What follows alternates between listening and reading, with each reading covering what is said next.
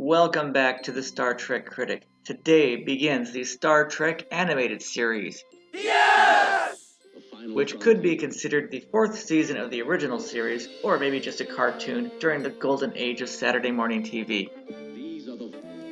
This was the early 1970s when TV shows turned into cartoons, such as My Favorite Martian, Genie, The Addams Family, and even the sequel Pebbles and Bam Bam, and The Brady Kids, The Archies, The Cosby Kids, too many to count. Star Trek was created by Filmation Studios. They made 17 episodes one year and 5 the second for a total of 22. This is when I started watching Star Trek for sure.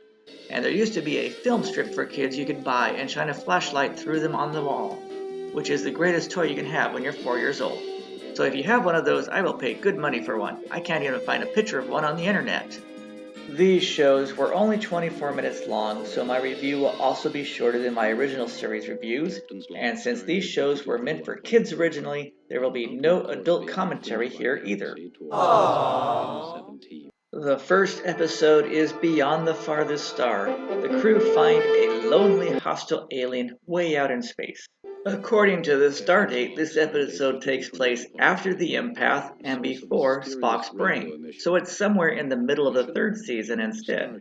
Which of course means that the three-armed Erics and the Catwoman Imress have been on the crew the whole time. The first point is lost because only the top half of Scotty is on the bridge. One more point lost since Uhura and Spock disappeared in this shot. This may be a kid's show, but they get rather technical at times. Look quick, you see the screen go down in the cartoon. The next point is lost because that isn't Eric's, but now it is, and Uhura is gone. So what is flank speed? And now she's back, but that's not Eric's. And how many eyes are they going to have in this show? We are already up to 4. Now McCoy magically appeared, so minus 1 more point. So to avoid colliding with the planetoid, they managed to maintain orbit around it. And we're already up to 6 eyes. One of the benefits of the cartoons is they can make more elaborate alien ships, like this 300 million year old derelict, which they believe was made by an insect race. Spock says it's pretty darn cold on that ship. And he's just as annoyingly logical in the cartoons as he is in the TV show. The computer readout's not any more advanced, though. And they use a wipe to change scenes. Did George Lucas get his Star Wars idea from this show? It looks like you have to hold the belt to transport. Shout out to this version of Star Trek, which has life support belts, but minus 1 more point for the captain and first officer and second officer all leaving the ship together. They say it looks like it was designed by the insects of Earth, since I guess insects on other planets build things differently. All the pods have been burst from the inside out, and Scotty gives the 7th eye. Spock believes it might not be an accident. Is the communicator gold now, or is that because of the force field? They're going inside. I think we're going in!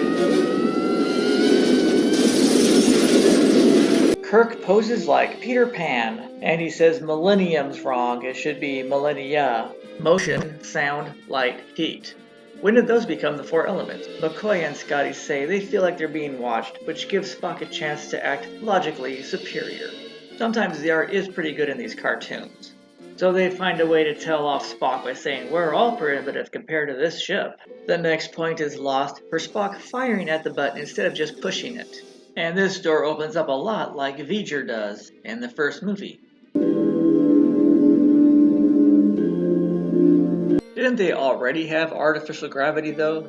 They haven't been floating around anywhere. Oh look, here goes Spock again. Scotty says, no form of life, then Spock has to say, no known form of life. Here is proof this alien doesn't speak English right away. They had to turn on a translator. That's a great improvement over the original series, where everyone spoke English. This alien talks like the robot in Lost in Space.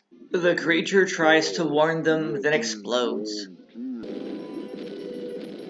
Sulu is in the captain's chair. Of course, he's the only one left, isn't he? The next point is lost, since the 4 are in different positions after they get transported back to the ship. It looks like the same position as when they left. Look closely, Kyle is in a red shirt. The alien appears. Kirk says beam it out, then knocks Kyle out of the way to do the transporting himself. Now they are all stuck in the transporter pad while the green creature escapes. But now, here they are, all on the bridge. That was too quick, so minus 1 more point. And minus 1 point for this safety device on the bridge, which can destroy them all. This would be a good time for another eye. Spock notices the new energy reading looks like a heartbeat. Time for another scene wipe. And here they go to the rescue. They go quick from shadows back there to over here.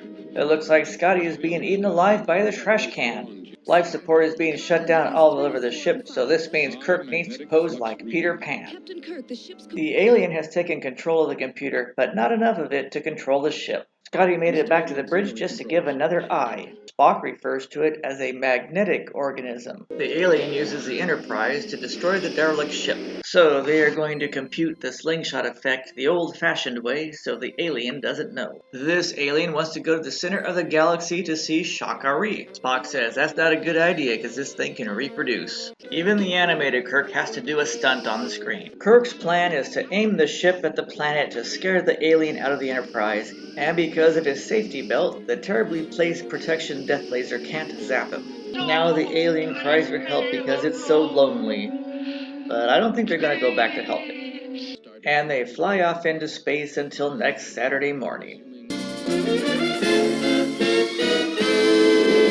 Beyond the Farthest Star, the first animated episode, which was delayed in Los Angeles since George Takei was running for office, gets a score of 91%. Thanks for viewing. Be sure to check out my other videos and playlists, and most important of all, click that like button, that share button, and that subscribe button, and I will see you again soon.